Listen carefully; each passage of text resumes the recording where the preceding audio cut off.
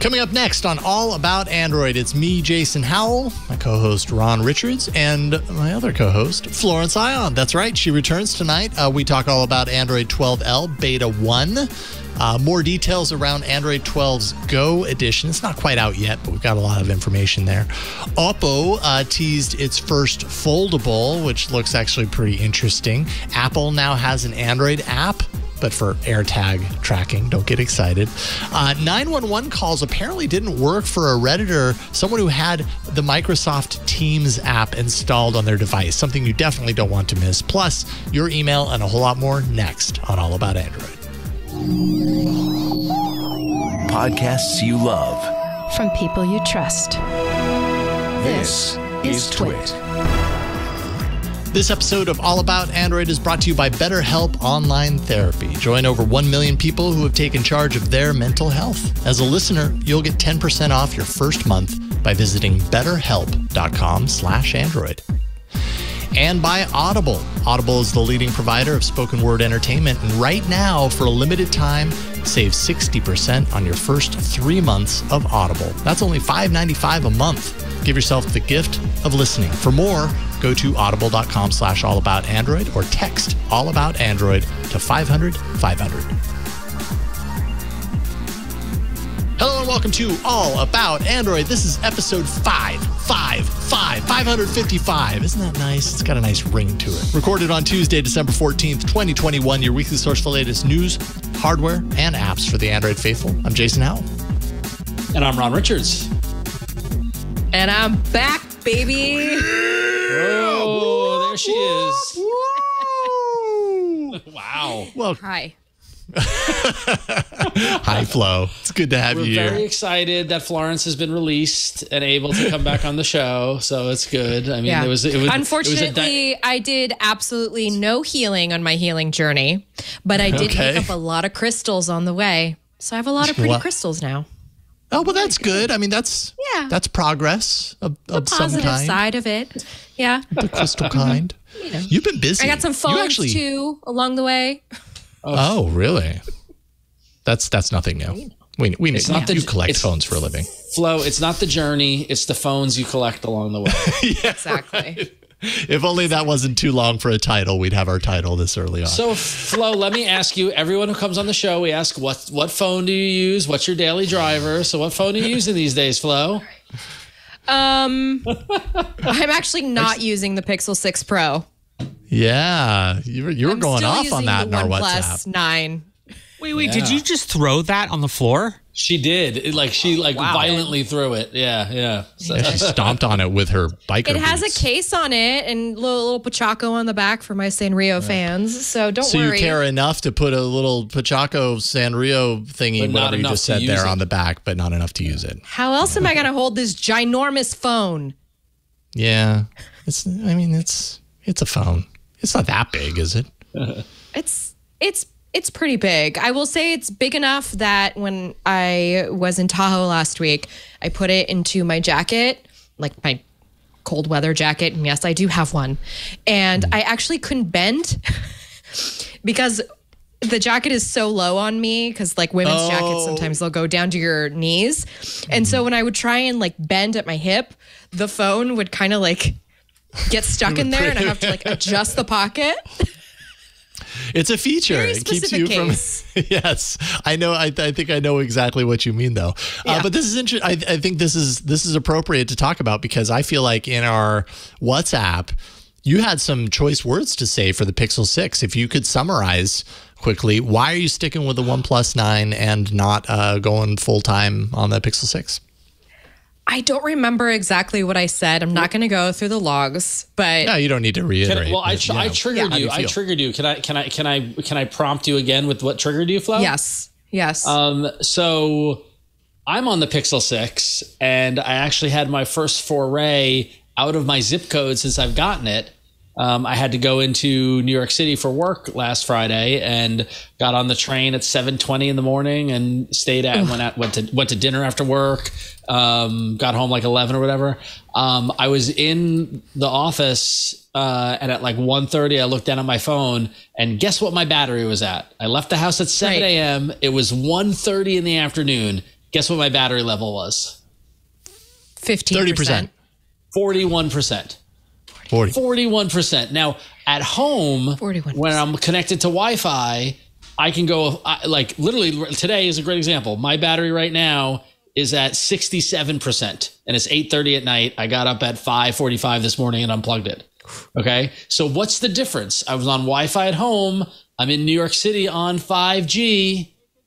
It's a real problem. Battery maintenance is a real problem. And I told Jason, I told you and Flo about that. And then Flo went off on the Pixel 6. Off. Like expletives. It was pretty bad. Well, it's just because Sirens. I go on Reddit a lot. I go on forums a lot. I've seen a lot of people complain about this phone, whether it doesn't arrive on time, whether there's some bug. I think there was just a delayed software update that just got pushed that people were like, finally, I got the software update. And so it's like for Verizon. Yeah. I will say though that you're kind of self-selecting an ornery audience by hanging out on Reddit. Well, there's something to be said for that. People who have something to complain about, they go to Reddit. I have not stopped researching cults. There's a lot of stuff going on right now in some of the fundy communities. I'm on the fundy snark subreddits, and like when it comes to snarking on terrible people, Reddit is great for that. Sure. So I just want to put that out there. Anyway. But it is a good kind of like, you can at least start to kind of see what the Android community is talking about. And I'm also constantly getting served these stories in my own Google feed just about how the Pixel 6 has let people down. I would say the Pixel 6 Pro is more what I read about. The OnePlus 9, on the other hand, the only problems I've actually had with it had to do with Verizon's 5G rollout, which is still dubious. But the phone, well, I don't want to get too into it, but I'm a little scared. I'm a little scared for its future. I'll just say that. For the 6's future? Excuse me, for the OnePlus 9's future. Oh, for the OnePlus 9. Really? Wow. Oh, and does that have to do with color, the updates to Oxygen or Color OS? Yeah. Yeah. Yeah, I'm hearing a lot about that too. So I'm a little scared about this landscape right now. I'm feeling really uneasy. And we're going, we're in the holiday shopping season. I'm actually shopping for a phone for my mom right now, which is like the worst time because CES is tomorrow. And yeah, basically. And then after that, it's like Samsung and everybody else announces new. But regardless, I'm having a hard time just like I know what's great and what works, but do I really want to subject somebody to that? I don't know. I think what it illustrates or what it points out is that there is no perfect phone. There is no phone that you can 100% refer to or recommend to everyone, and it's going to work for everyone in all of their use cases. Like what came to mind when you were talking was the grass is always greener, but then I realized it's not that. It's that the grass is never green. It's like no matter what phone you get, it's so easy to find the flaws, always, and be like, oh, well, now I ran into the thing that makes me not like it. And and I don't know, maybe that's just being jaded or whatever. But at this point, like a part of me is just kind of accepted that every phone's going to have flaws. And aside from those flaws, like my experience with the Pixel 6 Pro has not been negative at all. I've actually really enjoyed it, and I'm not running into the issues that a lot of people are writing about. That's me though, right? That's my scenario. And also note that the battery issue that I ran into seems to be a Pixel 6 issue and not a 6 Pro, because there's something about the way the Pixel 6 manages the 5G modem differently or for whatever reason than the 6 Pro. And actually, so Out of Sync in the chat room suggested exactly what I'm going to do next time I go out, which is I'm going to turn off 5G in the settings and just keep it on LTE and see how the battery performance is. But I just don't have unlimited, like I'm trapped in this room most of the time. So, but at some point I'll figure that out. But but it was eye opening. It was like, because we talked about it when we did our reviews after the first couple of weeks. It was like everyone's like, yeah, Pixel 6 is great, except for battery life on 5G is a little rough or whatever. Yeah, fingerprint sensor in the display. Yeah, the fingerprint sensor display I'm fine with actually, but I did see that the latest update that they're rolling out is addressing battery optimization and the fingerprint sensor, and so I haven't gotten the update yet. So we'll see what it's like. I don't know. Who knows? But all this is background to the fact that it's so great to have Flo back on the show this week, especially for such a milestone episode. Like we only get to do episode 555 once. Okay, so that's right. We got to make sure it's good. So yeah, and you know what? Fan David Mercado knew this, and when David went to the grocery store, snapped a picture in dedication to our episode 555. Nice. This can of 555 tomato sauce. This tomato sauce, right? It's kind of cut off a little bit, but I think it's tomato sauce. Add anchovies. Sardines. Sardines in tomato sauce. So basically, that would explain the fish. So let's be clear that this is a can that no one is buying. David, I would have liked to have seen the copyright date on that because it looks like it could be 1972. But who's buying sardines? Yes. Listen, it's export quality. It's none of. It's none of this. In that case. Someone is getting some nostalgic feedback from it. That's why it's export quality. Why would you promote it being export quality versus... Because it's in a can and it can travel long distances. I love it. I have no idea. I love it. I have no idea. I love it. Thanks for sending that in. And thank you for having the awareness, David, while you were at the grocery store that 555 was this week's episode of All About Android. You must have been like listening at the moment last week where we said episode 554 and you were like, wait a minute. It was just perfect timing. So bravo. All right. We've done a lot of setup. We've got a lot of news to talk about, so let's jump in. Burke, I hope you're ready for pressing that button thing, because it's time for the news. Florence is back. That's all I'm saying. Florence is back. Whoop, whoop, whoop. Temporarily. Listen, Flo, I know it's been a few weeks / months since you've been on the show, but that's the best news bumper Burke's done since your sojourn. Oh, is that right? Yeah. It's been a rough go. It's true. Burke's learning lessons the hard way. As we all do. This is just how it goes. Android 12L Beta 1 is out. I do not have it on my phone. I'm sorry. I did not do my homework. But the folks at 9 to 5 Google did, so we could talk about what they thought of it. Here are just a few of the features that you can look forward to, and don't get your hopes up. It's not a whole lot of stuff that's going to, blow your socks off or anything. There's going to be a wallpaper, or at least they're working on a wallpaper quick switch capability. So this would be like you're on the home screen and you do that long press to pull up the menus to jump to wallpaper selection, and you get that, but you also get like this small little carousel of like instant wallpaper options to switch to. So okay. If you like changing your wallpaper really fast, that's a good feature for you, I suppose. Split screen turning into app pairs, which app pairs is nothing new. We've seen this on, especially on like foldable devices, which is largely what Android 12L is all about. Improving the feature set for larger screen devices and foldables. So app pairs, you could pair up two apps and say, these are two apps that I like running at the same time. I always want my YouTube app running in one part of the screen and my Discord, running in the other. So you could pair them up. Apparently some haptic feedback changes, some pop-up UI elements. So when you're using the OS right now, often things like, actually one good example of this is the internet controls interface, right? When you go to quick settings and you hit internet controls, it pulls up the internet controls panel, but down close to the bottom. And this would center it above, which when you're talking about larger screen devices, instead of like weighting it one way or the other, it kind of puts it in the center, making it, I suppose, easier to reach, or I don't know. That's just one of the features. We'll see how useful that is, I suppose.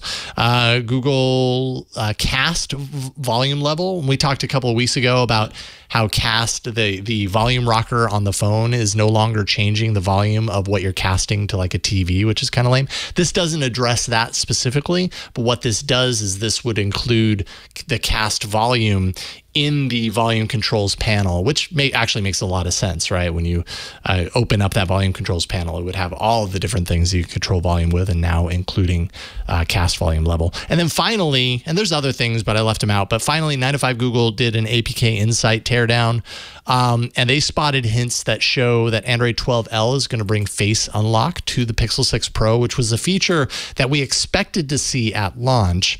And actually, we had some leaks pointing to it, but obviously at launch, we did not have that for whatever reason. And now with Android 12L, eventually, not yet, but eventually, it's likely that the Pixel 6 Pro at least will get face recognition or Face Unlock. So super exciting times for Android. What do you think? Wow. It's so, yeah. Flo brought the snark out of Jason. Wow. Who knew? You know what? I'm I don't know. Are you excited? I kind of like, okay, well, I mean, but I'm not surprised. It's like a point release. But what do you think, Flo? How am I supposed to really understand this release if it's not on a foldable? That's what I'm sort of wondering. Question. Good question. Yeah. I was like thinking in my head, like, what should I do? Should I put this? Okay, it's not available for the Pixel 6 Pro, which is the biggest Pixel that I have right now. So what do I do? Do I wait until it comes to the Samsung Z Flip? There is a tablet that it works on. I can't remember which tablet it works on. It's the Lenovo P11 Pro, I think. Thank you. Okay, yeah, I think you're right. Which, by the way, if you don't, extreme sleeper hit. P12 Pro. So you were sorry, the P12 Pro. Like yeah, P12 Pro. Absolutely a sleeper hit of a flagship tablet. I am surprised at. I mean, good for Lenovo, but they really focused on the tablets. They really did this year. So yeah, good for them. I think you can on your Pixel device. I think you can set your God, what's the word for it? You can set your pixel density on your Pixel device smaller so that it sees. That's an Ouroboros if there ever was. Yeah. You can set your pixel density on your Pixel. On can your you set it to device. 6? You set it to 6? It's an option. I think I saw someone. Actually, I think 9to5 Google did that options. yeah, there you go. You'd find that in developer options exactly. So it's possible to test it, but like, are you going to live with that? Yeah, I don't know. And how useful is it going to be on a phone versus like a actual foldable? Google, we just need your Pixel foldable to come out. I want the Pixel foldable. I need the Pixel foldable. I need to see how Google would define a quality foldable device, and I refuse to accept that it's not happening. You refuse. Yep. Well, you're gonna have to wait. I was gonna say, if the so-called rumored Pixel Watch is back again, like the rumors are back from the dead, then surely that flipping Pixel phone is coming. Flo, what did you think of the renders of the rumored Pixel Watch? They were fine. They were fine. They were sleek a little more. They were very round, very smooth. I thought they were, I don't know. Whenever I look at a new phone, whenever I look at a new wearable, I always think of you and what, the female wrist wearability, right? Yep. I mean, I wear this every single day, which, by the way, I was not wearing a watch every single day working from home. I move a lot more, by the way, than I thought I did, which... Oh, okay. You might as well get credit for it. Wear that watch and get credit for it. Oh, and the best thing about this is Samsung finally will honor like your vacuuming, you're chasing after the kid, you're making the bed, like all of these things will honor it. It's like, hey, you're working out. As they should. Tell us what it is. I'm like, yeah, I am working. What are you wearing? This is labor, honey. Emotional and physical. Yeah, what is the watch? Can you remind us what the watch is? It's the Galaxy Watch 4. It is the Watch 4. Okay. Mm-hmm. Yeah, I was wearing mine constantly, and then I fell off the Watch 4 wagon. I just think that wearables you grew a beard. Aren't for me. I can only wear one thing. I can only wear one thing at a time, and right now I'm wearing it on my face, so I can't wear it on my wrist. Yeah. Exactly. Before we move on, I want to go back to the first note in the Android 12L Beta 1, which is the wallpaper quick switch capability. Yeah. How much resources is Google putting into wallpapers? Like, it just seems like an inordinate amount of resources. It's all about the aesthetics. Yeah, I find it fascinating. Oh, that's all. Yeah, I think you're right, Flo. It's about aesthetics, and that's obviously something that they've valued pretty heavily for Android 12. So, could they put that effort into something else that's more useful, or gonna make people like from a usability standpoint, fixing a problem or whatever? I suppose they could, but yeah, good question. Well, Flo, you get to introduce the next one, especially because you wrote it for Gizmodo. I did. I still have a job. I know you were all wondering where I was. I did work while I was on my spiritual journey. Still got to pay the bills. But while I was working, I wrote about, so today actually we found out that Android Go is getting some Android 12-ish features, I should say. So Android 12 Go edition, it's not quite live yet. From my understanding is that Google's going to publish it, or rather roll it out once it gets some new Android Go phones in 2022. But it did give us a little tease of what's coming. So we know that Android Go requires an Android phone that's running 2 gigs or less at minimum. And so this is perfect for low-end, ultra-budget phones out there from brands like Nokia and Realme. And some of those Android 12 features include the Pixel's, or I should say Android 12's on-screen translation feature from the recent app screen, which quite a boon for these phones that are honestly the most global, I would say, of any Android phone. Yeah, I think that's a fair. So you want translation on there. It's also getting the privacy dashboard, which Google's really pushing through. Here's your at-a-glance look at everything that Android has access to. You can go here into the settings and grab it. And along with the privacy dashboard, you also get the privacy indicator symbols. So when you're using the camera app, it'll pop up in the right-hand corner and go, hey, you're using the camera app. And the same is for the microphone. Now this I think might be, you guys might have to correct me here. I feel like this might be exclusive to Android 12 Go edition, but the approximate location permission, I actually thought that I want to say genius, but what I really mean to say is I think it's a good security measure actually for some folks, which is you can still get the weather, but Google Maps is not going to put your approximate location on there. And that's just to kind of aid in privacy, layer. But also, but also to kind of dial down, I think, the performance of all the, what word am I thinking? I'm saying chips, bands in my head. Apps. All the antennas that are being used. Yeah. So I'm looking at it right now, and I'm sorry, I don't have my overhead camera fired up. God, what am I doing? But there is a toggle on Android 12 on my 6 Pro that has use precise location. So I think this is the feature, right? That when that's on, it's precise. When it's off, it's approximate. So yeah, wonderful. Yeah, okay. That's like a half. It's a great feature. Half full, that's like a half empty, half full kind of approach in terms of wording. Mm-hmm. Exactly. Oh, absolutely. The Android 12 Go edition, I have to remember to say the whole thing. Also going to get the splash screens API, which is supposedly going to help increase the animations and just the overall smoothness of Android Go by about 30%, according to Google. So sizable. It's 10% over what they did in Android 11 Go edition. So improving little by little. And the exclusive optimizations actually is the automatic hibernation mode for apps. So a little bit like the permissions thing that we have in Android 12 right now, but this also kind of cuts down apps so that it's not using up battery life and CPU in the background. And guest profiles, because if you've got a really cheap phone, you're probably passing it down from one kid to another in the family.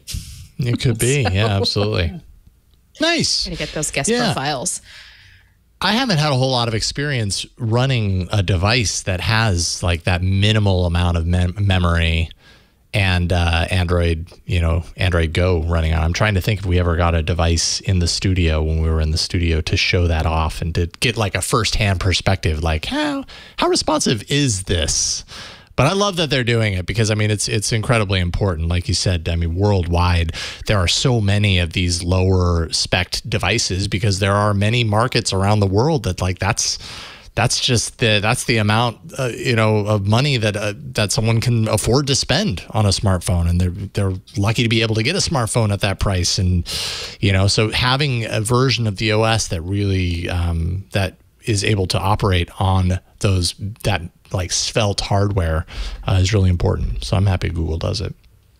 Have you seen, by the way, some of the specifications of these like Motorola phones? They're not bad.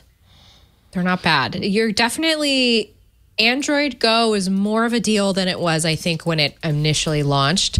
And it's because with all the chip advancements and the software optimizations, they figured out how to like bring more performance to a very low end spec set, which I think benefits everybody at the end because it makes it really easy to give access. Yeah. It's the Moto E series, I think, is what you're. That's what I'm. That's you what have I'm a 6,000 milliamp phone with like a high resolution screen. Yeah, and totally, and 2 gigs of RAM, of course. Right, that's what's required. That's the minimum for Android Go. So yeah, interesting. Good. Well, then I'm happy that this exists. That's good news. And so this officially rolls out. It's not rolling out yet, right? This is all set up, and I think it rolls out sometime early next year. That's my understanding.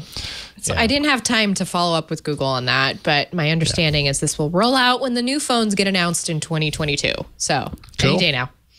Sweet. All right. And then our Ron, you got a last follow-up. Yeah, our last story is a bit of a follow-up. Flo, I don't know if you followed this story, but last week we talked about the story of a couple of cases. Was it last week, Jason? I think it was. Yeah, it was just last week. Yep. Couple of cases of people sending in their phones as RMAs, as defects to get kind of support or replacements, and then having their social media accounts get hacked and other disturbing kind of things happen to them related to that phone being sent into Google.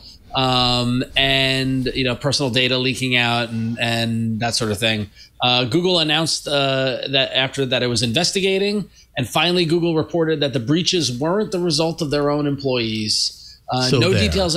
Yeah, exactly. No details as to where the breaches took place, though. I have to assume it's somewhere between the people who own the phones and Google, though.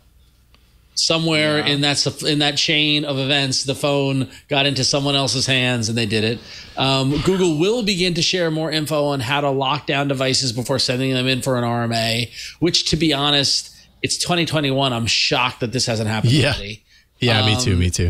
Yeah, and this includes methods of lockdown on devices that cannot factory reset. So, I honestly, I cannot believe that it took this long for this sort of thing to happen. But at least Google somewhat not taking responsibility, but owning the problem and providing more kind of solutions for people to safely send their phones in. But when we read this, my thought immediately was that this is not the person at Google. It's the kid at the mailboxes, et cetera, that got the box, or it's somewhere along the chain where did the phone even get to Google, right? Like someone else got their hands on it and did this with it. So yeah. Yeah, that's interesting. How many hands are actually placed on a device like this when it's going through the RMA process? And if this is happening before it hits Google, then I guess it has to happen in transit. Yeah. Someone has to know that address. Yeah. Why would someone? I guess I have questions. Why would someone do it? Yeah, I have no idea why someone would do it. What other than with an RMA device, mischief causing. But I mean, if it's broken and they're smart enough, then they obviously know how to get into it even when it's broken. As evidenced by the fact that data did leak, accounts were compromised. So, yeah, interesting though. Yeah. Can I make a confession? Yeah. Oh, yeah. Did this happen to you, Flo? Or no, you stole the phone. That's what it was. You intercepted the phone. Flo intercepted the phone. No. But, I mean, okay, all right. I've had stuff stolen from me in the midst of transit, so I can maybe imagine how this happened. No, but I sent my Dell back in. I'm not going to go into the whole story. And and I did not. Oh God, I can't believe I'm saying this publicly. I did not factory reset it. Oh wow! Ouch! Yeah, you got to do that. And it says on there, it says delete it, and I was like, and. So what'd you do? It's kind of like, it's fine. Yeah, and the thing is, you have to write your password down for the technician. Oh no! Oh no! Jesus. Abort! Really? Abort! I know. I did this. It was all because I sent the laptop right as we were leaving for Tahoe. So I was just like, whatever, let's just get out of here. And that, yeah. Can't say I haven't been there. So did you end up getting it back, or what did you not end yet. up doing? Not yet. We're fighting right now. We're fighting. Yeah, Wow. I'm gonna have to spend a little more money to fix something the technician broke. Oh, jeez. I don't want to talk about it right now. Okay, It's fair. all right. I don't blame you. All right, we'll let you off the hook this time. But yeah, I'm curious I just to know wanted to turns say out. that, look, I just recently did this with like a laptop, so I can understand why how maybe it an happens. RMA device that you're not expecting to turn on, you're like, whatever, just send it in. Yeah. I don't even think I erased my Marilyn Monroe haunted Pixel 3 before I sent it in. But you mean Marilyn Manson? No, Monroe. Remember, it was right in front of her house in Palm I know, Springs, I'm where she teasing. died. Yes. No, I remember. not Marilyn. I remember. That awful, man. Anyway. Delete your stuff. That's the moral of the story. That is the moral of the story. Be sure to delete your stuff, and make sure you delete. And if you can, make sure you delete it securely. Which, good news if you're setting up a smartphone, to give it to someone or to sell it or whatever, get rid of it, so to send it back or whatever. Chances are, but you should check in your settings, you'll find that your phone is encrypted. So when you do a factory reset, it's going to be good to go. So, keep that in mind. If anyone was actually able to recover anything, it would be the encrypted data. So they aren't going to be able to do much with it. So anyways, random factoid. Let's take a break, thank the sponsor, and then we will get back in and talk about some hardware news that we have in store for you. But first, this episode of All About Android is brought to you by BetterHelp Online Therapy.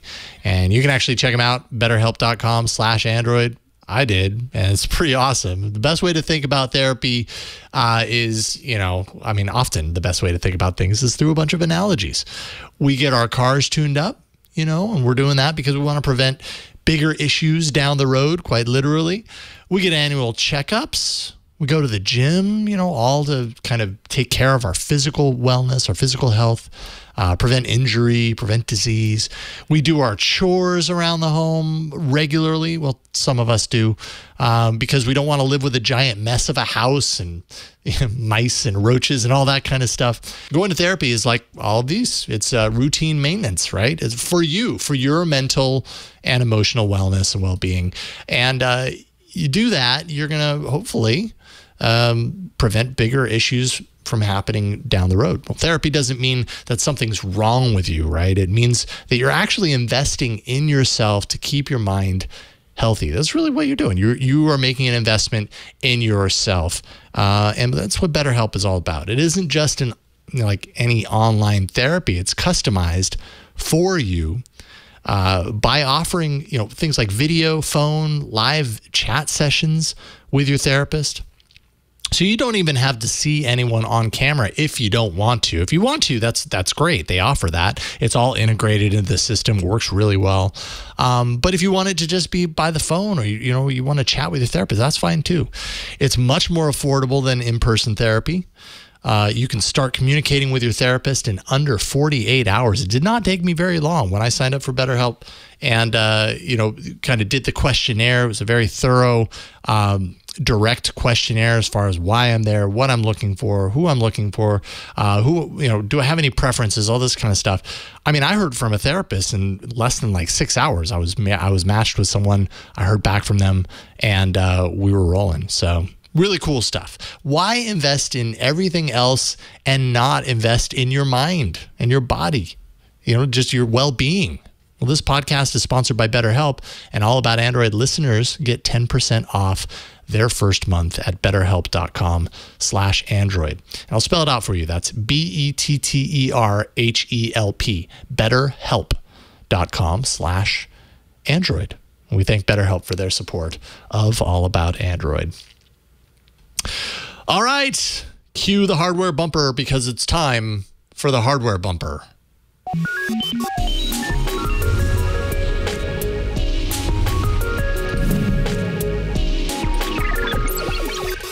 Another Motorola phone, and this time there's a new chip inside. A new What chip? flavor is the chip? What flavor is the chip? Apple. Dried apple. Pistachio. Dried apple chip. Snapdragon 8 Gen 1. Oh, that kind of chip. Okay. All right. It's like a sea salt and vinegar. All right, I'll take it. Spicy. We tried here, folks. Moto Edge X30, which sounds it's like hardcore as its name suggests. Yeah. Now, this has got a similar design as Motorola's recent Moto G series, but instead there are premium specifications packed inside. So we have a 6.7-inch Full HD Plus OLED display with a 144 hertz refresh rate. Holy cow, by the way, that's a lot. Yeah, that is. That's a We're lot. seeing that a little that's bit like here and gaming there. laptop caliber. Yeah. Yeah.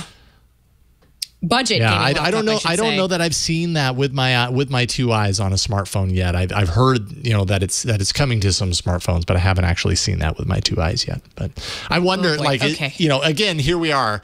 Am I going to notice the difference between 120 hertz and 144 hertz? I'm not actually sure that I would, but Hold on.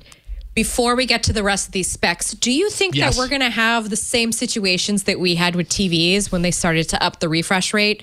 Remember, you'd be like, oh man, people act like they move weird. my phone looks like a soap opera. It's gonna start looking like the Hobbit movie. Yeah, right. This phone looks too real. Like these icons look too real. Too real. Yeah, I don't know. It is material you. Yes. So that display actually has an in-display 60 megapixel selfie camera on the premium version of the phone, which we'll see how that performs. Motorola, not exactly known for its photography prowess. Just gonna put that out there.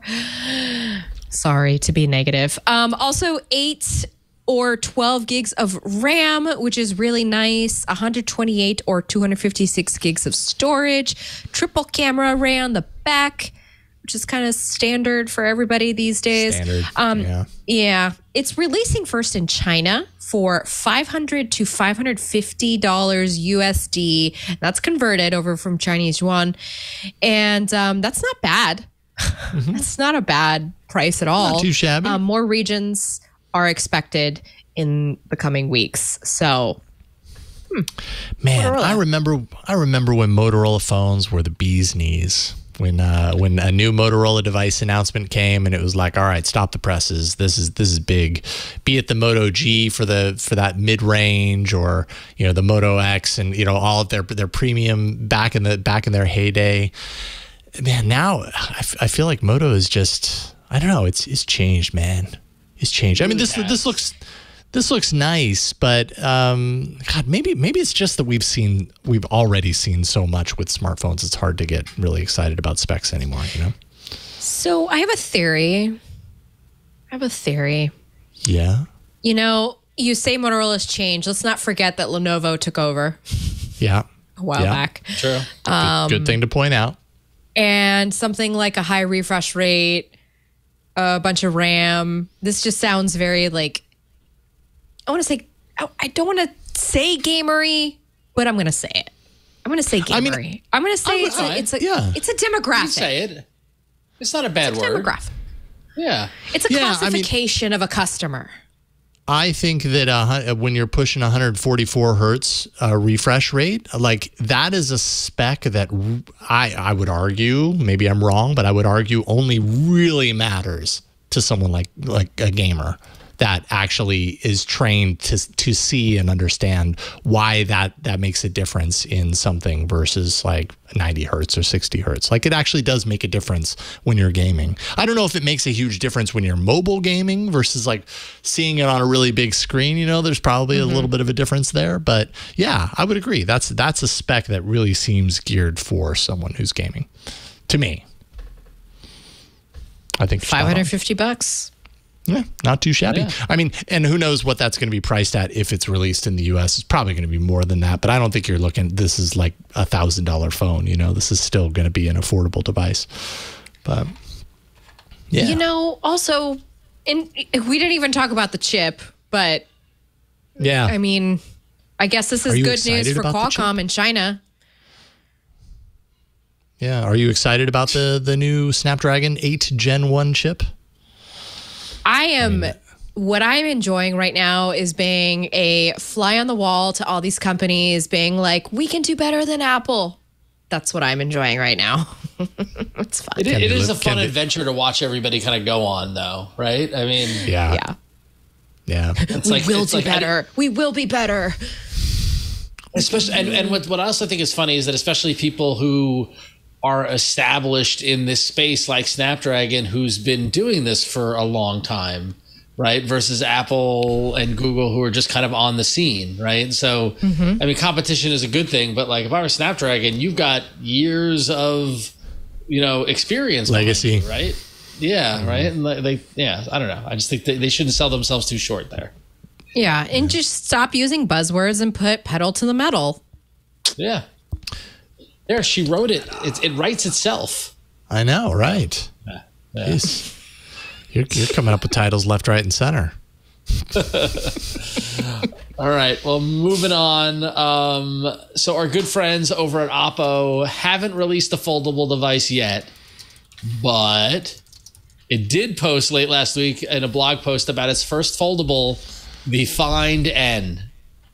Which is just a weird name. I mean, maybe it's lost in translation. But Oppo said it intended to launch the device tomorrow, which is December 15th.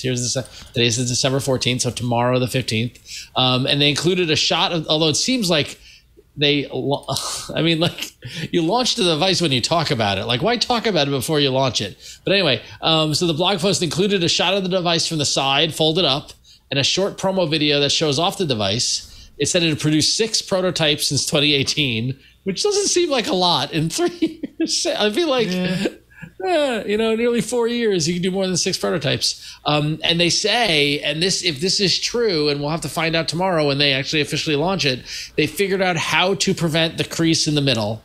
Because Lord knows if anybody can figure that out, it's Oppo. And they also wanted to make the folded design look more like a normal smartphone and not a narrow front screen like the Z Fold.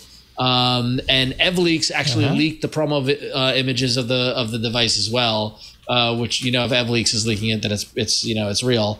I love that tagline from the Oppo video, from novelty to necessity, which I got to give them credit. If you're going to try to sell a foldable at this point, that's a pretty clever tagline, from novelty to necessity. Like, it went from being this, kind of weird thing that's a novelty to actually something that you need. There's a lot to like about this from Oppo. I'm curious to see what it will be tomorrow, though. What do we think of this? Do you think Oppo's entry into foldable is going to be the game changer with its lack of crease? I mean, I'm maybe less excited or less interested, let's say, in the lack of crease, and I'm more interested in the fact that it actually really does seem to look like a real phone when it's folded up, and which sounds silly because, like, why haven't the other full like the Z Fold and Z Fold 3, they've made changes to where that front display looks more like a smartphone, but when you use it, I mean, it's super narrow. Everything looks a little bit smaller on this device, at least according to the leaked press images, and then also the promo video. That front face looks like it's side to side, edge to edge glass, or at least close to it.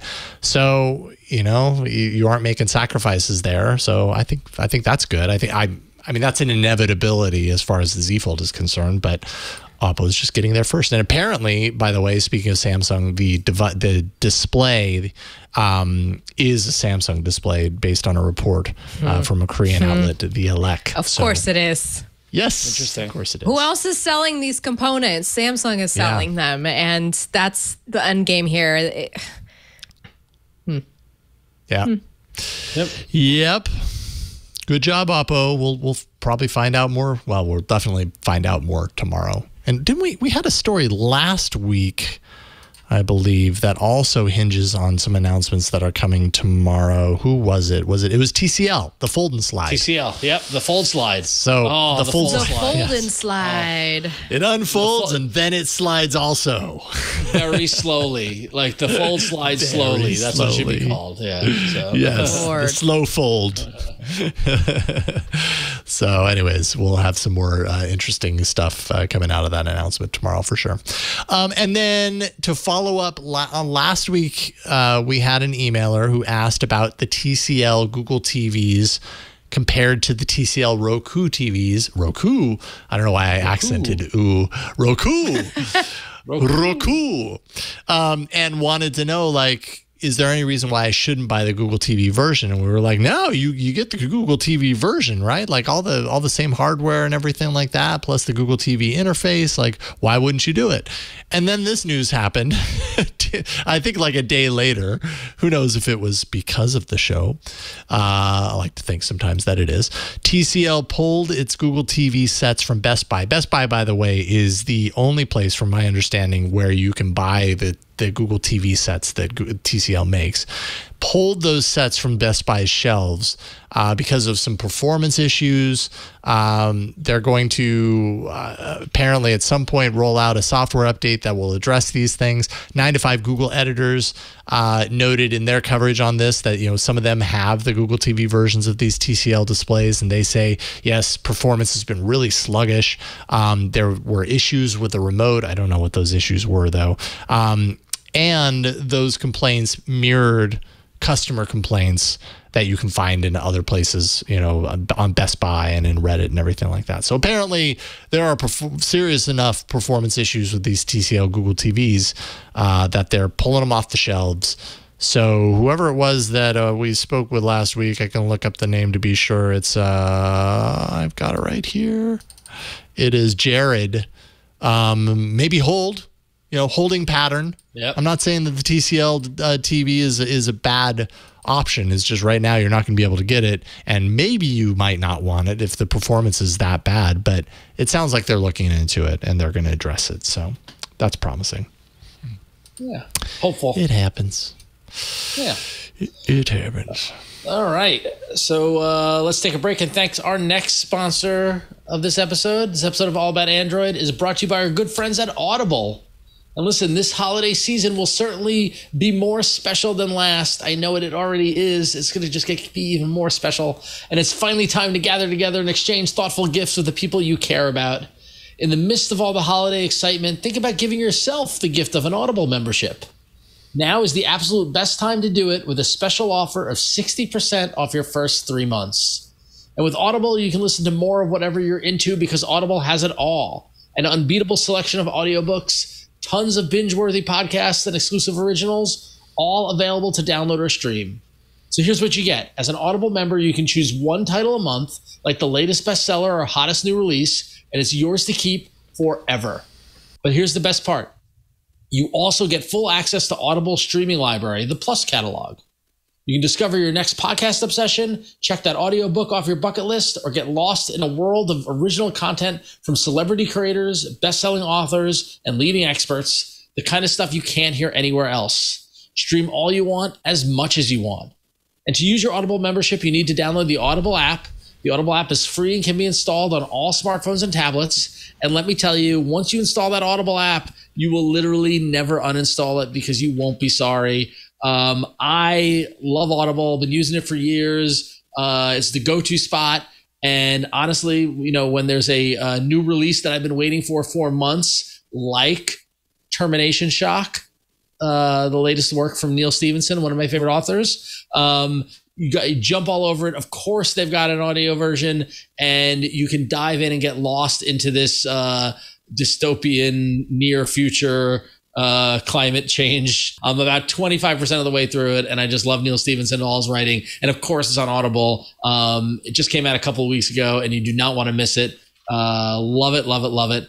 And thank you, Audible, for getting it up on there, because no matter where you're going or what you're doing this holiday season, you're always having just the right thing to listen to at your fingertips. It's perfect for commuting, at the gym, long road trips, or just cozying up by a fire. So right now, for a limited time, save 60% on your first 3 months of Audible. That's only $5.95 a month. Give yourself the gift of listening. For more, go to audible.com/allaboutandroid or text allaboutandroid to 500-500. That's audible.com/allaboutandroid or text allaboutandroid to 500-500. And thanks, Audible, for being awesome and keeping us entertained. Audio style. Audio style. Thank you, Audible. You are awesome and have been for so many years. Yeah. I love it. All right. Speaking of awesome apps, it's time for some app news. Some good, some bad. I'm not sure this first one is awesome. Yeah. That's why you got this first one, Ron. Yeah, I was like, oh, girl. So it's always a moment in time when Apple releases an app on Android. This time it's Tracker Detect for AirTags. Get excited. So for those who don't own iPhones or iPads, to ID AirTags that they discover out in the world. Also, other trackers compatible with Apple's Find My network. And Apple did mention, and I feel like we talked about this, they did mention that they were working on this app for Android back in June as they rolled out their AirTag tracking system and realized, wait a minute, in order for this to work, we really got to work with every device out there. So maybe we should do an Android version. Whatever. I have no interest in downloading this. So you don't want to be part of the tracking community for AirTags? No, thank you. I'll pass. I am curious to know how successful. I know that there's actually Steve Gibson talked today about how AirTags are being used in some not so good ways for tracking. Oh yeah, AirTags vehicles. TikTok is really scary. I know it sounds hilarious, but it's actually not, because the problem with TikTok is that you'll go down the algorithm and be like, wow, this is hilarious, this is funny, this is great, it totally gets what I want, and then all of a sudden it'll hit you with something really dark.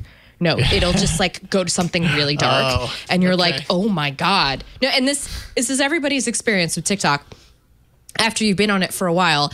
And I started to get the stalker talk.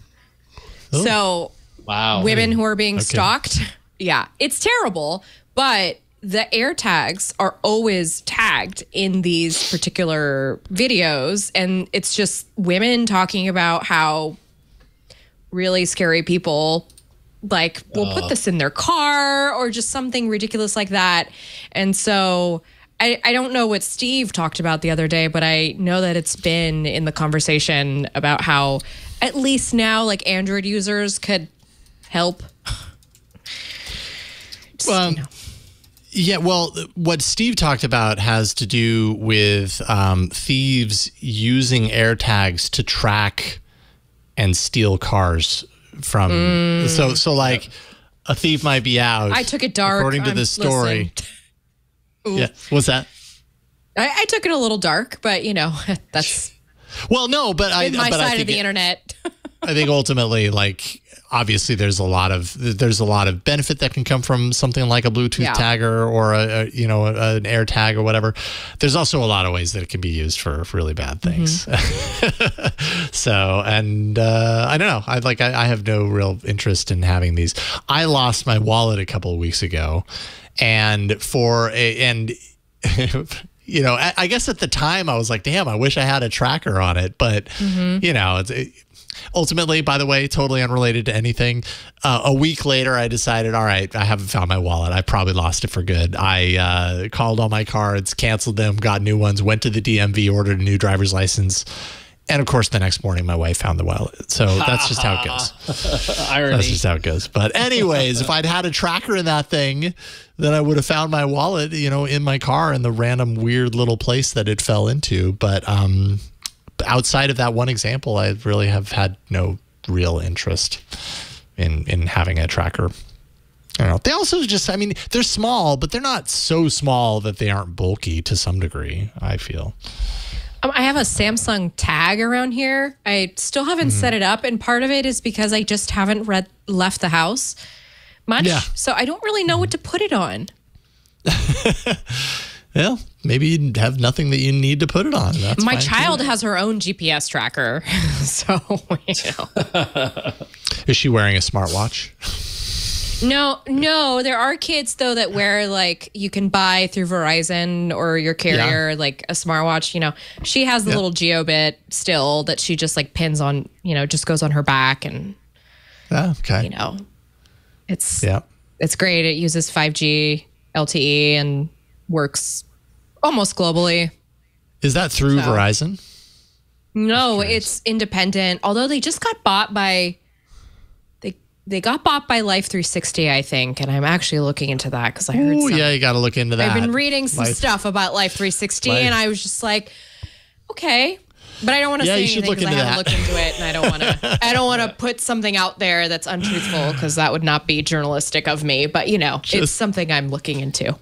Yeah, just know for anyone, Life 360 is probably an app you want to look into and maybe not do a whole lot of business with. They were just praying sharing nobody's some data, selling or sharing information about where my daughter. Yeah, no good. No good. Look into it. Definitely look into it. Reddit keeps coming up on the show. A Reddit user posted late last month about how their Pixel 3 running Android 11 failed to dial 911. It was an emergency situation. Apparently, the Redditor's grandmother had what the Redditor suspected was a stroke. Used the Pixel 3 to place a 911 call. The call, from my understanding, rang once and then it got stuck. The device was then, and this is a quote, unable to do anything other than click through apps with an emergency phone call running in the background. So no one ended up picking up.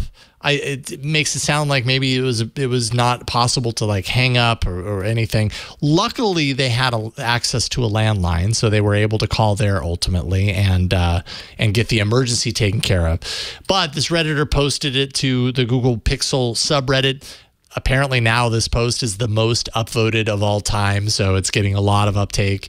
The issue was reproducible by the user, so they were able to show like, hey, this isn't just a one-off thing that happened. It happened. It's happened again and again. Google investigated the issue. It turns out that the user had a Microsoft Teams app installed. That's why this is in the app section. And it's not just the fact that that Microsoft Teams was installed on the device. The user was not logged in, and that sounds like a stupid reason for a 911 call to not go through. But that apparently led to, and this is another quote, an unintended interaction between the Microsoft Teams app and the underlying Android operating system. That's according to Google. Google recommends Android 10 and up users who happen to have Teams installed be sure that you're logged in. If not, uninstall and reinstall the app. Apparently that addresses the problem in the interim. Friend of the show, Michelle Rahman, did some really great investigative work on how exactly this happened. And I'm not going to lie, it flies over my head because, Michelle, he's just incredibly wicked smart. And so he broke it down and he was able to illustrate exactly what the interactions were. But it has something to do with apps that manage phone calls, and Teams, does this through Skype. There are plenty of other apps that do this, and those apps having too many phone account instances in the code and how that interacts with an Android bug on Google's side. So it's kind of a perfect storm situation. The unfortunate thing is it's a perfect storm situation that could have very dire consequences, literally preventing an emergency call from going through to get, potentially to get help to save someone's life. So yeah, something to know about. Google is, Ron Amadio had tweeted out that Google's unlikely to patch this until next month's update, which seems like a distance away when you're talking about something this potentially serious. And I would imagine the GSMA would not be okay with that. But definitely something to keep in mind. That's scary. That would be scary if you had to rely on your phone to call 911 and it just did not work. I got to tell you, the underlying story here is that Microsoft Teams continues to be one of the most horrible pieces of software in the world. Wow. Like, I mean, personal experience, like have you worked with it? Because I avoid it like the plague. But yeah, no, it is just I cannot. I give a lot of credit to Microsoft in recent years for kind of maturing in its old age, and Nadella's leadership has I think been positive, and we've seen Microsoft do cool things around Android, and developing stuff, and Microsoft to a certain degree has become somewhat, like they're so ubiquitous in terms of with like Word and Excel and PowerPoint and those applications that make up their Office suite. And they're so, ingrained in schools and businesses and things like that, the Office 365 platform and all this stuff like that. And it's fine. Like anybody who's tried to use Word Online versus Google Docs, if you know, right?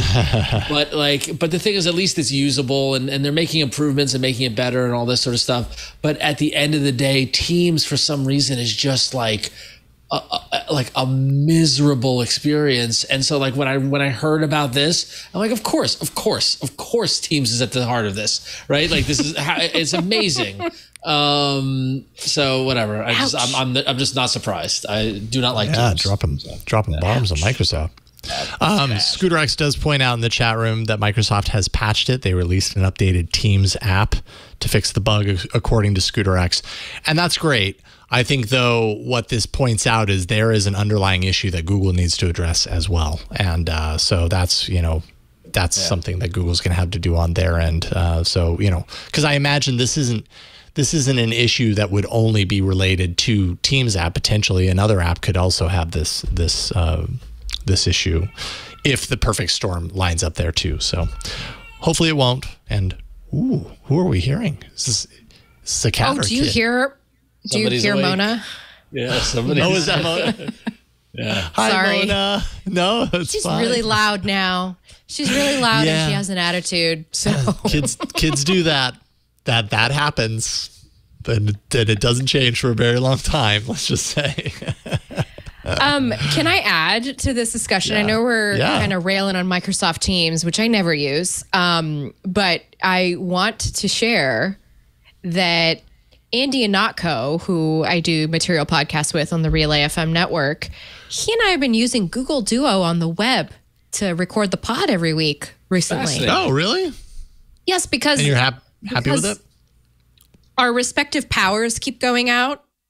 Power keeps going out from... because infrastructure, America, et cetera. Life, whatnot. Yeah. And Google Duo doesn't require as much, I don't know, it's just a little more low maintenance or what have you. And so it's been working quite nice. I didn't even know you could do it in the browser. It's like something I learned. Yeah, that's great. I haven't used Duo in the browser. I guess I wasn't too familiar with that either. It's duo.google.com. That makes too much sense. They should really change that and make it really difficult to get to. Well, that's cool. That's a good recommendation. I don't know how malleable it is for like a twit situation, but I will say it's kind of nice. Well for you guys. Yeah. Love it. Good stuff. Flo, you have the last one. I've got the last one. Last but not least, and this is actually very interesting news.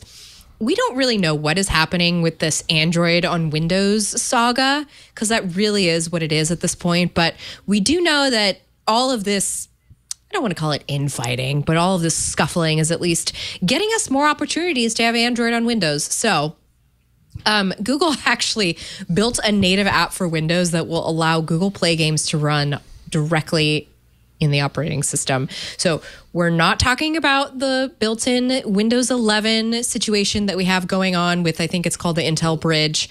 We're not talking about BlueStacks technology, which is an app that I still use so I can access a couple of Android apps on my PC.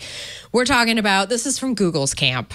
And what they're going to do is they're going to allow you and me with our Android games to play on the PC and then go to our Android phones and continue there. So kind of cool in theory. This is also going to work theoretically with the Chromebook, which I'm sure is kind of like what is what they're going for here. Going to be released sometime next year. I wouldn't be surprised. I'm just going to put this out there. Let's manifest it to come around Google I/O 2022. Let's make COVID gone entirely, and Google I/O is in person by then. Yeah, too. and Let's my daughter put that out there. vaccinated. Absolutely, I would appreciate that. Microsoft now, again, we know they've been trying a lot to do this whole Android apps thing. They were doing it through the Amazon App Store, though. So anybody that brings the Play Store to Windows, I appreciate it. I appreciate the effort. Thank you. Yeah, and Google's making this, to be their own kind of native approach. That they're going to fill in a lot of the gaps that you don't get from the Amazon solution, because it's a much more limited pool of apps and games. So so wild. All about it. Now suddenly it's like a race. It's like who's gonna bring Android to Windows first? Microsoft didn't have it at launch for Windows 11, so somebody else has got to fill in that void. It's like an arms race. Totally. An arms race for nerds. Wait a minute. This Listen, does need Ron, to happen. Let's all do it. This ain't a scene. It's a GD arms race. There it is. It's a GD arms race. All right. Well, we have a whole lot of your email coming up next. AAA@twit.tv, 347-SHOW-AAA. Those are the points of contact if you want to get in touch with us and share your thoughts. Ron, you have the first one. I do. So our first email comes from Trevor Waters, who writes in and says, after hearing the news that the official phone version of AA was Android Auto, right? For a moment, I was like, all about Android? What? Flo, for our video viewers, are showing her thoughts. I know this is a trigger. This is a trigger warning for Flo. But anyway, so after hearing the news that the official phone version of Android Auto was going away, I decided to look for an app that was being actively maintained. I ended up finding AutoZen, which has an interface similar to Android Auto version 2. Even though I usually drive a vehicle with built-in Android Auto, I ended up using AutoZen as well due to various glitches I've experienced with my vehicle's built-in version of Android Auto. It works really well and has received numerous updates and now features since it was released. The one downside to the app is that it has a $4 yearly subscription to unlock all the features except turn-by-turn directions, which cost $8 a year.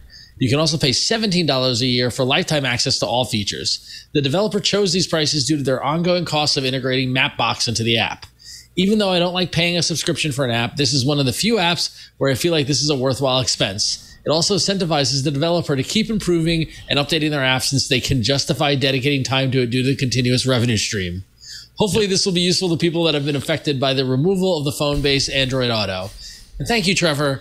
There's a lot to unpack here, and I know you wrote in about Android Auto, but I want to back up to something that you said that's quote-unquote, even though I don't like paying a subscription for an app. And where you then go on to extol the virtues of actually paying developers for the apps they do, so they can update and maintain and continue the app that you are enjoying using for what you want to be nothing. Especially considering a $4 yearly subscription, it's probably less than what you pay at Starbucks or whatever, or wherever you go. And $17 for lifetime access is like, don't go to the movies once, right? Like. We've said it for years. You got to pay your devs. I'm happy to pay that lifetime subscription for an app if I'm getting use out of it and I actually like it and enjoy it. So I just needed to get that off my chest. But that said, Android Auto, I know this has been a heartbreaking topic for a lot of people, Flo included. Flo, have you checked out AutoZen? No, but now I'm going to. Can I tell you, though? And I'm writing about this for Gizmodo, so it's coming soon, my full thoughts. But I ended up getting a Spotify car thing. Oh, yeah. What do you think of that? Oh, wow. What? Oh, there we go. I can't give away all the content yet, and I'm still kind of working it out. But so far... I haven't heard good things. I'll just say that. So far, it's not filling the void because, this Android Auto changeover has been severely devastating for me. And I'm hoping to have my car for maybe another 2 years at this point. So let's try and make it easy for me to listen to music, please. And look at a map. That's what I need. Yeah, I mean, this app actually looks really good. And you know what, Ron, I think I read the tone of Trevor's email, I think, differently than yours. I think what I read is because I think a lot of people feel like they're being subscriptioned to death, right? Sure. Like there's subscriptions everywhere. Yeah. And I think when I read this, I read like, I normally don't like subscriptions, but this thing's really well designed. He does have to pay for everything behind. I'm happy to do it here. That was kind of my interpretation of this particular email, but which I would agree with. I wouldn't pay subscriptions for every app either. Like I would be very picky and choosy about which apps. I think you should be, and I think you can be. But when you lay down a specific thing, like I don't like paying a subscription for an app, then you're really limiting unless you're buying, and I'm sorry, and Trevor, I didn't mean to come down too hard on you. I'm assuming you're not paying for an app. Like if you're not if AutoZen cost $8 flat and there was no subscription, would you pay the $8 to use it or not? Like that, that's another question there. But Jason, I feel like we've been having this conversation since Push Bullet came out all those years ago. Yeah. Remember Push Bullet? We're like, oh my God, Push Bullet's amazing and do all this sort of stuff. It's like, oh, they're charging a subscription. Forget this. And it's like, I don't know. Maybe I'm a little sensitive because I'm, a co-owner of a company. You've got a horse in this race. That has a subscription, that is software as a service. And I'll be honest with you, even Trevor cites in the email that the developer justified it due to the cost of Mapbox. That's 100% true. It is not cheap. It is not easy or cheap to make an app that actually has function and uses third-party libraries like Mapbox or Google's whole suite and all this sort of stuff. I could show you our monthly cost of operating Scorebit. And with the Scorebit app, we've got all of Google location services in there. There's all this kind of overhead, Heroku, all these other Sentry, all these other monitoring services and things that cost us money. And you got this. I took Business 101 in college, and that was all I took. But I still took Business 101. You gotta spend money to make money, but you gotta charge to make money too, right? So it's just tricky. It's just tricky. There's got to be value. Yeah. People have to, you have to display that there's value there, and then people who would use your product have to recognize that value. And the truth is, over time, we've been conditioned to, in many ways, expect free. That's why we've, for long time on this show, support your devs. We try and reiterate that point because it kind of is undoing the negative kind of habits that we've created over the years by emphasizing that it's free. And, and now we're kind of on the other side of that, realizing, it's never really truly free. Like you do pay a cost, and are you okay with the cost that you pay with your data sharing or your attention and your time and watching a pointless, stupid, ads or whatever? That's why you pay. And you also pay to support the infrastructure. And some of these apps really do have an infrastructure that can't be supported in 100% by the developer, or supported 100%, in perpetuity for year after year after year on an app that you paid $3 for 5 years ago. Like that's just not, business sense tells you that's not, going to support it long term. So yeah. Cool. Well, thank you for writing in, Trevor, and thank you for sharing this app. It actually looks really great for people who are looking for an Android Auto alternative. Looks like a good solution. Definitely worth checking out. And I don't think that's the cost of this, even for the lifetime access. If you're going to pay $4 yearly, or another $8 for turn-by-turn directions, the lifetime access is $3 more than that, and you don't ever have to think about the restrictions again. So not bad. Mike wrote in to say, I recently upgraded to a Pixel 6. I've been very happy with it.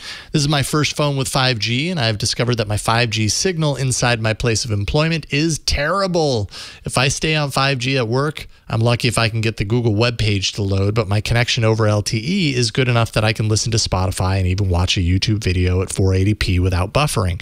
So far, I've been unable to find a way to automate a switch between my 5G and LTE connections. I would love to find some way to automate my phone shutting off my 5G connection and switching over to LTE when I get to work, and then having my connection switch back over to 5G when I leave work. It's not that big of a pain that I can't do it myself, but it would be very handy if my phone could just make make the switch for me. I do not want to root my phone, so I know that makes this trickier, but do you know of a way that I can make this automation work? And I think immediately my mind jumps to Tasker. This seems like a solution purpose built, made, like Tasker was made for things like this. And I did some searching. I didn't find a specific tutorial that shows you how to set up a Tasker profile that would do this with 5G. But I did notice that those do exist for switching between 3G and 4G. So maybe you could repurpose that. It makes sense to me that you should be able to do this with 4G and 5G by setting, a Redditor actually suggested setting up a location context for your office. So when you're within that location context, it switches to 4G. When you're outside of that location, it switches back to 5G. So that's an idea, but I have a hard time thinking that if you looked into this, you didn't consider Tasker. So maybe Tasker doesn't do this, but seems like the right app for that. Tasker usually does these things really well. Yeah. Oh man, this 5G rollout, so messy. Yeah, and that's worth mentioning as well. 5G just inherently as a signal has a harder time coming into buildings. It's kind of one of the downsides of certain flavors of 5G. So what you're experiencing, you're not alone. Stucco is 5G's biggest enemy. Yeah, and it becomes, and what's how many also houses frustrating? are made of stucco? I don't know, a lot. I think what's frustrating is I have definitely noticed that when my phone is on 5G, like it says 5G, and so I expect, okay, well, things are going to be as good as LTE, if not better. And then things just get stalled and stuck. And it's like, I see 5G there and I've got bars. Why is it stuck? Why is nothing happening right now? And that's frustrating. I feel your pain, Mike. Hopefully that's helpful. That's what we got there. Okay, and Flo, you have the honor. So this is a great, actually, excuse me, I do have the honor. I have the honor of doing episode 555's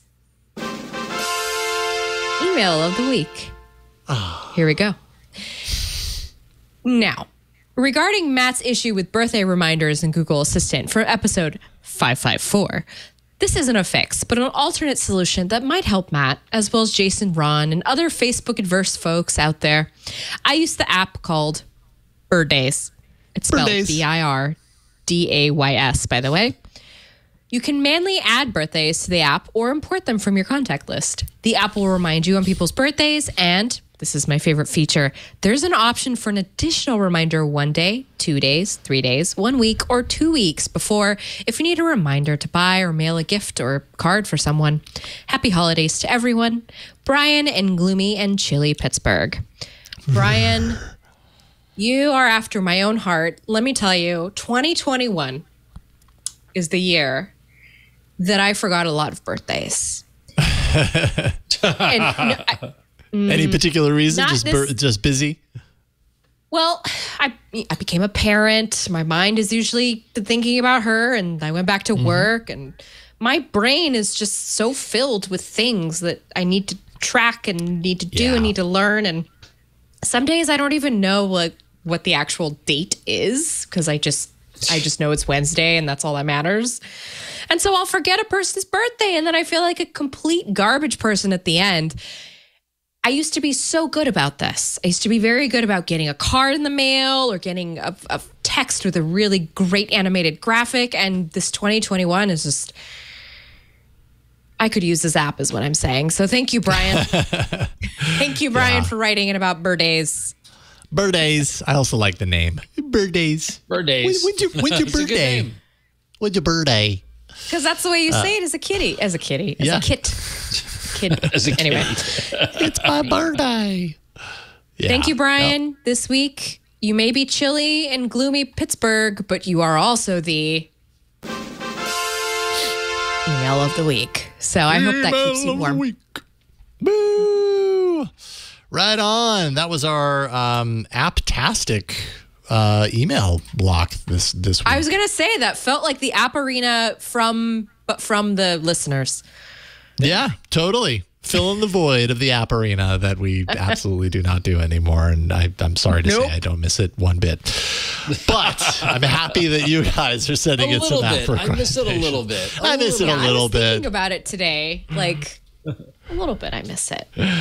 I don't miss the scramble. I don't miss the, I don't have an app. Yes. I better come up with an app to recommend. You know, sometimes it happened organically and other times it felt like I just had to find something and I didn't like that feeling. Anywho. I feel you. We have reached the end of this episode of All About Android and Flo. It's been awesome having you back. Yay. It's so good to see you on my screen. Maybe someday we'll see you in person again too. I'm happy to be back. I know we'll talk about next year's schedule in a future episode, but I will be here for the rest of the year. So I'll be here next week as well. Yes, indeed. Co-hosting into the new year. What so we mentioned earlier that you've been really busy podcasting, and one of your podcasts, I mean, is near and dear to my heart, but A, it's awesome, and B, it has a name of a podcast that I used to do called Gadgets. Talk about it. That's what's I was wondering super about wild. that, to be honest with you. I was like, can they do that? Is that okay? Yeah. It was well, it's okay, just so everybody knows. It's been cleared by all the parties involved. Okay. Which is great because Gadgets was an organic name. It actually preceded me. So I feel really honored that they sort of passed down the baton to me and were like, hey, let's roll with it. Let's go do this. So I am hosting the Gadgets podcast with my editor, Caitlin McGarry. She is my co-host, but she also makes sure that the words you read online sound good and make sense. So she does friend of the show, Caitlin McGarry, episode 445. She was on also episode 386. I was actually, I was thinking about that today. I was like, which episodes was Caitlin on? But yes, so Caitlin and I do the show every week. It's a 3-act show. We keep it under an hour. We try really hard to keep it under 50 minutes. We have a fun segment at the end. So usually we'll have like news segments. Sometimes we'll have an interview or we'll bring like one of our coworkers on because there's so many wonderful reporters at Gizmodo that do all this wonderful. I mean, we've talked about climate. We've talked about Meta. We've talked about Jack Dorsey. And gadgets as well. We also do a little bit of that. And we fangirl, which that's my favorite part, is the last part of the podcast where we just, I'm going to give you a little teaser, is that this week we're going to be talking about Keanu Reeves. So not bad. Everyone's crush. So I had to everyone's. It's true. He's literally everyone's crush. And how could you go wrong? But anyway, if you're interested in checking out the podcast, we actually have we're available on everywhere you get your podcasts, Spotify, Apple for some of you. But if you use Pocket Casts because you're an Android user, you can actually go to our very special vanity URL, which is pca.st/gadgets. There you go. I see it right now. Open in Pocket Casts. The button right there. You could also jump out to RSS and iTunes. Yeah. That's right. Right on. So we're going to keep that going. And we hope you guys are interested and like what you hear. And yes, Jason and I had a total moment when I realized that the podcast I was effectively helping start was named after a podcast that Jason actually produced for years. And who is now a former NPR Molly Wood. Yep, that's right. No longer at Marketplace That's right. Tech.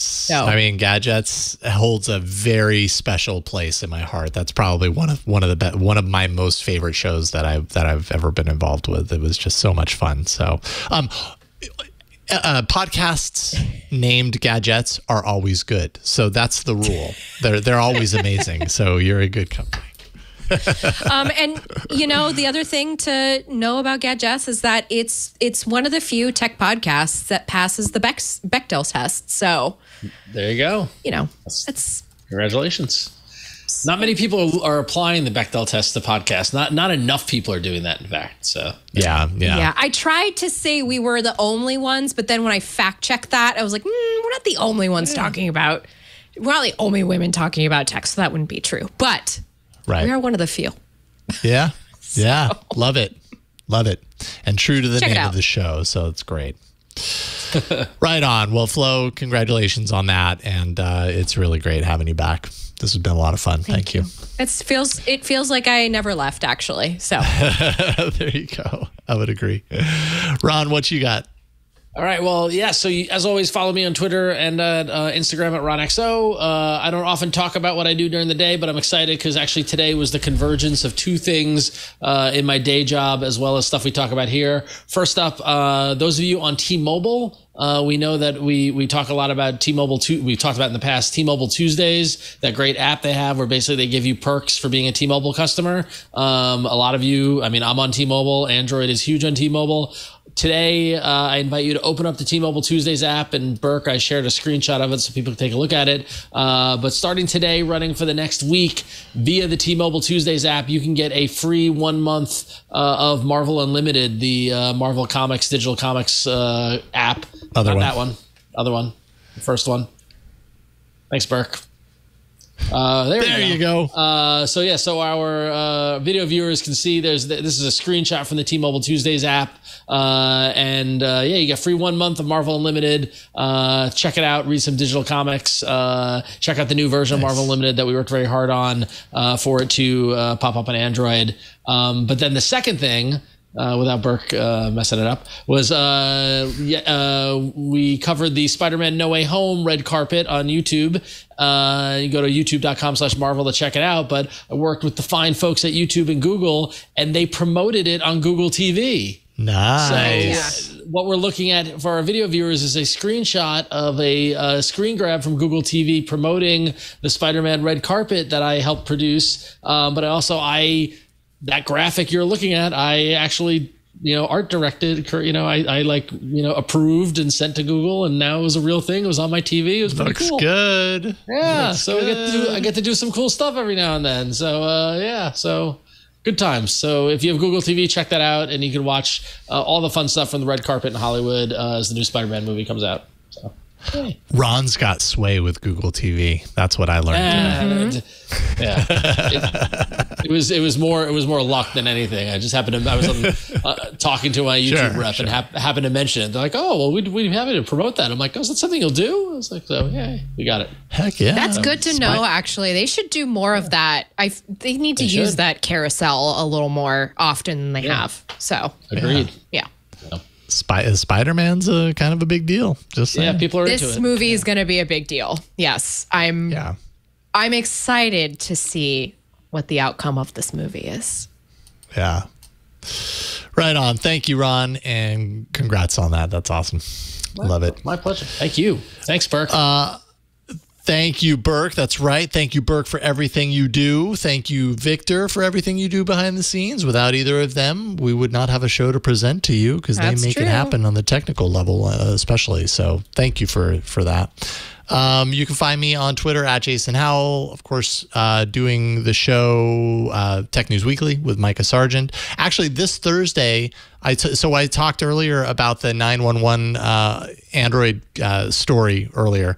We have Michal Rahman booked for an interview on Tech News Weekly this Thursday. So that's twit.tv/TNW to talk about that story because his Medium post just went into so much detail. I was like, all right, the best way to describe this is to get the man on the show and just have him tell the story and set the scene. So I'm really looking forward to that. twit.tv/TNW. Don't forget, we have Club Twit. If you are someone who likes your content without ads, well, hey, you're in luck. This is an ad-free subscription tier.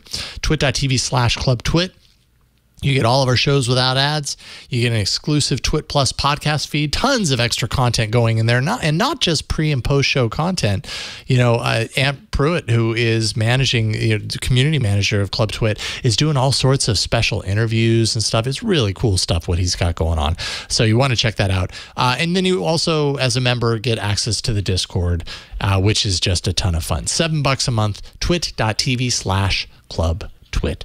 That is it for this week's episode of All About Android. You can always find this show at twit.tv/AAA. We publish the show every Tuesday evening, so subscribe to the podcast. You'll find the details there, and then the episode will just appear like magic for you. That's what podcast RSS is all about. That's it for this week. We'll see you next time on All About Android. Bye, everybody. Bye. Hey, you don't have to wait till the weekend to get the tech news you need. Join Jason Howell and myself, Micah Sargent, for Tech News Weekly, where we talk to and about the people making and breaking the tech news.